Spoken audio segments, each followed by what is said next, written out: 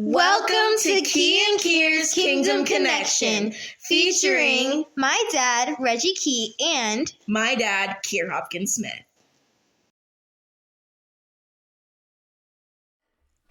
Okay, that's a little better. That's a little better. Man, we going through some hard times. We're going through. Yea, though I walk through the valley of the shadow of not getting the dap up right.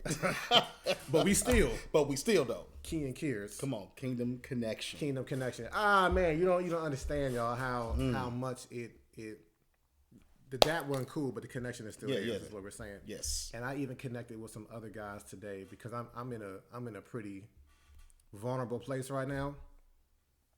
And this is why we do what we do. Yeah.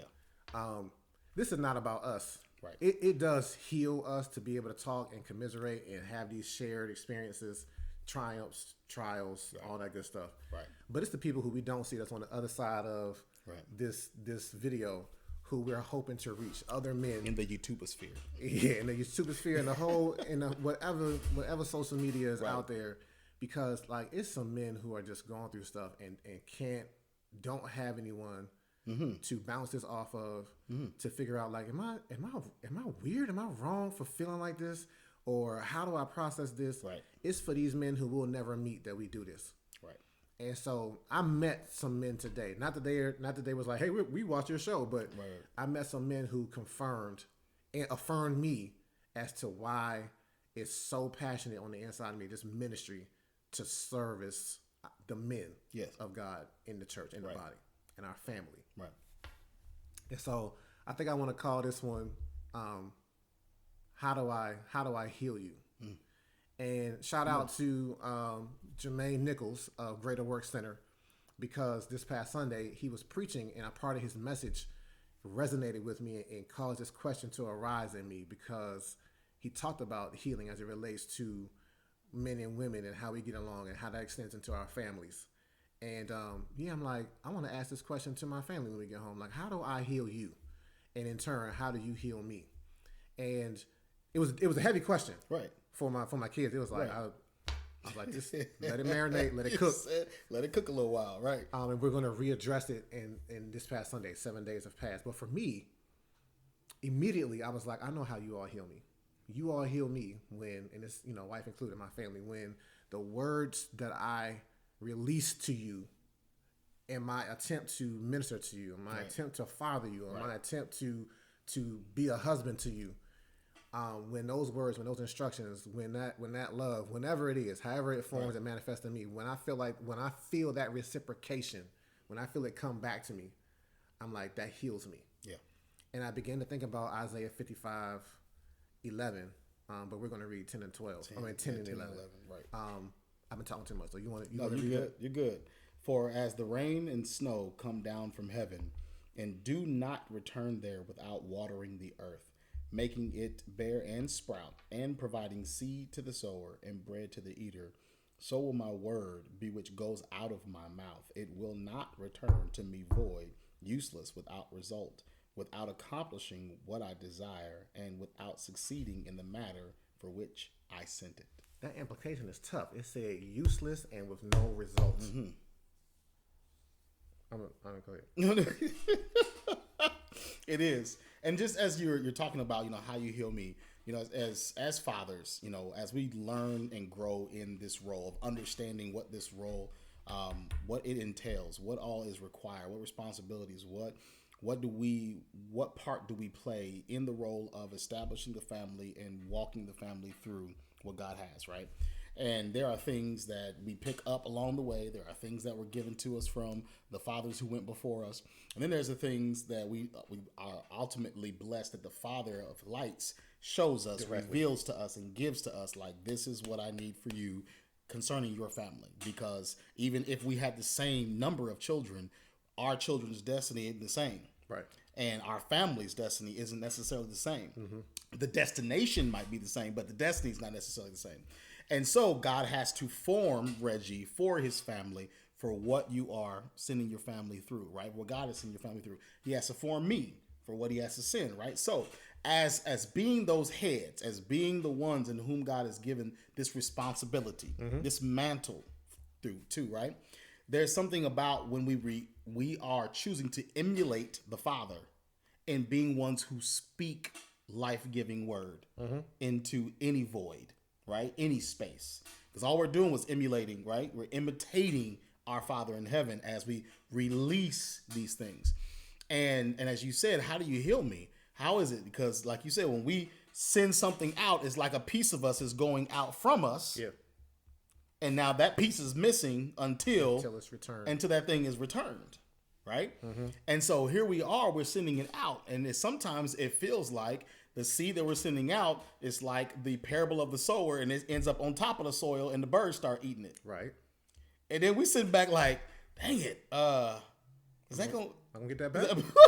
Can I get that back though? Like, thinking, check please. Can I get the ball? No, I ain't getting the ball back. No. Oh, okay. No. All right. Bounce pass? Right. Don't bounce pass. Okay. And so we sit in those spaces where, as men, as fathers, as husbands, we can be exposed. We can feel that vulnerability. Vulnerable, man. Right? That vulnerability, because we're like, Lord, I truly believe by faith I'm doing what you're requiring of me. But at the same time, it seems like the other side of this is not reciprocating that back. Yeah. Right? Yeah. And so we feel, we actually, men feel. Okay, we're going to put that out there because for some reason folks feel like men don't feel nothing, right? It's like we just no, we feel, especially with those who are closest to us and hold those sacred spaces in our heart, which is our family for the most part, right? And so listen, we need that to come back and to know that, Dad, I'm listening. Husband, I'm listening. I hear you, and I'm taking into consideration what you are giving and to give those things back. So yeah, I hear you, man. That's a healing for us. You said we feel. It's like, so if anyone's ever had a cavity, it's a small part of your tooth that is missing, that goes out and exposes a nerve. Yes. And when you just breathe in, Yeah, all you got to do is breathe that cold. we feel. We feel. Yeah. And that cavity, like, we walking around with multiple cavities, things that have gone out, and sometimes it's an exposed nerve. So when we're short with you, sometimes, it's the scriptures in Isaiah, it says, how so far are my thoughts above your thoughts, as high as the heavens are above the earth. Right. And so as we emulate God, we don't have his infallibility. We are very frail. We are very fallible. Right. And so I apologize to my family, because there are times when I feel what I'm feeling, I don't always react to it well, because one, it's an indicator that something's missing.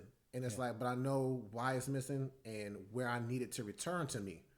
And so when we don't experience that, it can be very frustrating. Yeah. And so the thing that's dope about it is, Genesis 15:1, I've been standing on this, understanding who God is as my Father. And he says, I am your shield and your exceeding great reward. And it clicked on me. Come on. That's why he's my shield, though. That's right. Because as I'm vulnerable, he's like, look, my word, he doesn't have to work at his word not returning to him void, because his word is a whole being. It's a whole being, right? Right? We got whole being, it's H-O-L-E. He got a W-H-O-L-E. Right. Jesus Christ is the word of God made flesh. He's going to accomplish exactly what he has accomplished. Is not useless. Right. Right? But we got to work a little harder. And then it's not even us that do the work to have the word returned to us. It's the people who we sow into. That's right. Who have to return it. And we have no control over that. Right. And that's so tough to kind of experience this synergy, but to be like, but I gotta wait though. And so I love the fact that God, in his omniscience and his all-knowing self, is like, that's why I need to be your shield. That's right. And we were looking at it in Proverbs also, and it was like, I am a shield to those who walk uprightly, though. That's and I'm like, we trying our best, right? Because we're following after God. We're using the word as a lamp unto our feet to walk uprightly. And even though we stumble in it, he's still just like your execution, though. The desire of your heart, though, is aligned to mine, and I got your back. Yeah, he's a shield that goes all the way around. And so, us being 80s babies, a good visual that I got, I don't know if there's any other 80s babies out there, but if you ever played Mega Man, yeah, baby, there's a character in Mega Man 1, and he recurred in a couple other places where it's this blob. And you start off, you enter into the little area where you fight a mini boss, and he had one eye, I think, and pieces of him just go out and attack you. Right. But as they go out, they start to reform him on the other side. Yep. But when you look at the first couple of pieces that go out, you see this character with these holes Yeah. in them. And I saw myself as that character, like, man, I got these holes in me, and I just want to be complete again. And again, how I know I'm healed, because when you think about how your body is broken and how it heals, there's something that's missing on the surface level, your skin. And then as over time, that healing is closed up. And the regeneration of your skin and whatever is missing, it occurs. And so I'm like, man, I just need to be healed, and I'm healed best by my family. Yeah, if I'm being honest. No, real talk, and that part is critical for us who do have a wife and we have children as our family. That part, that it's an equation that all works together.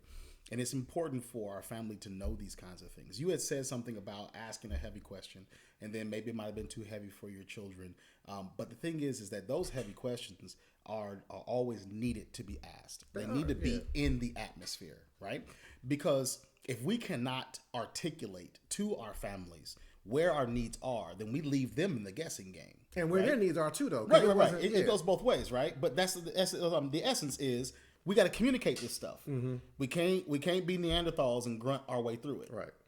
We've got to be willing to actually express and let our family know those spaces and that's what I'm saying. You ask the question because it's like, I need y'all though, because I feel, and there's a cavity, and listen, these are things that as I'm sending them out, and we do this with our families and with our children, with our wives. If we do it and we execute it well, it's through communication, because our Father is a speaker. Our Father speaks. And when he sends a thing out, he spoke a thing, and he's sending this thing out to do it and to accomplish. So it's imperative for us to make sure we're communicating to our wives, communicating even to our children. Look, this is what Dad needs from you, right? And what you have established with your family and what you guys do on your Sundays and your conversations, bro, that's a great example of that atmosphere being set, right? Because even when the scripture talks about that his word is as a seed that goes out, and yes, a seed can take its scientific, when it goes into the dirt and it gets watered and it gets sun, it's going to start a process. It sure is. Okay?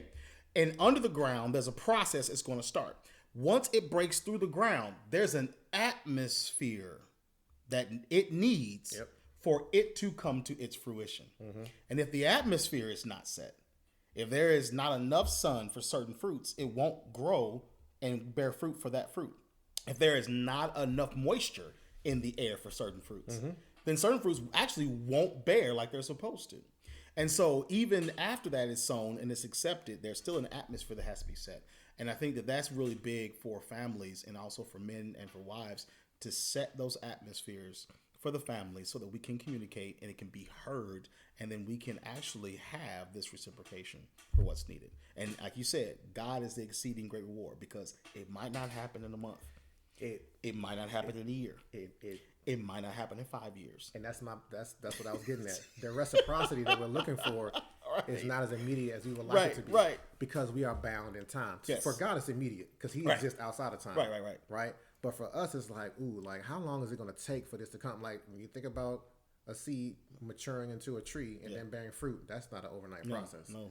And so we understand that, we get that, but it's still like, man, how long I'm just going to be open like this though? Mm-hmm. Like this going to take a while. And again, that's why God is like, I'm your shield though. Yeah.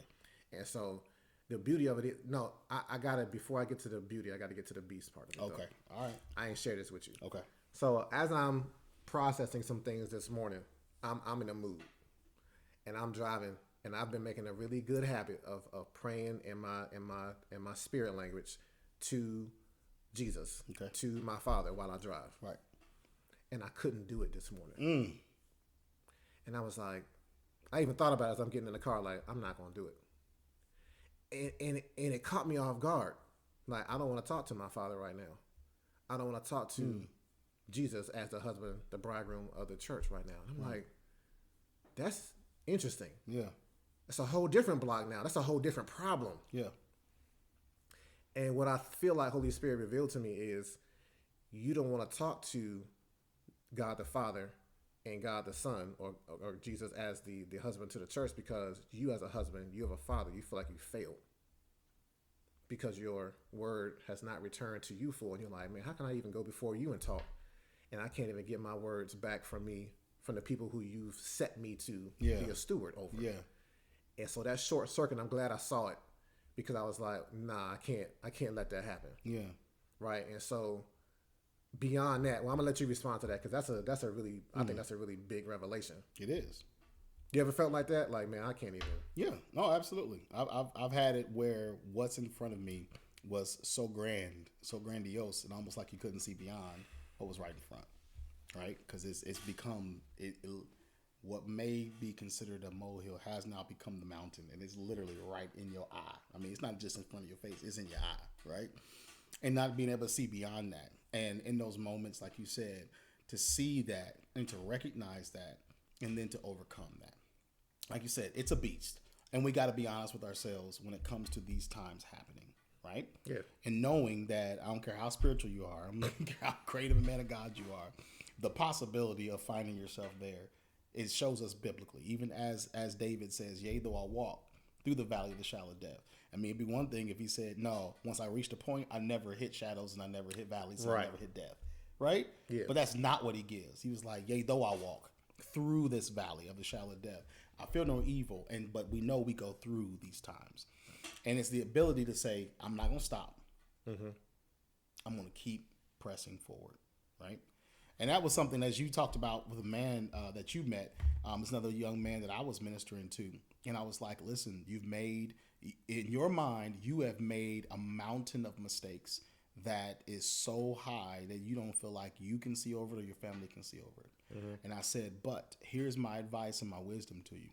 Scale that mountain and do not give up.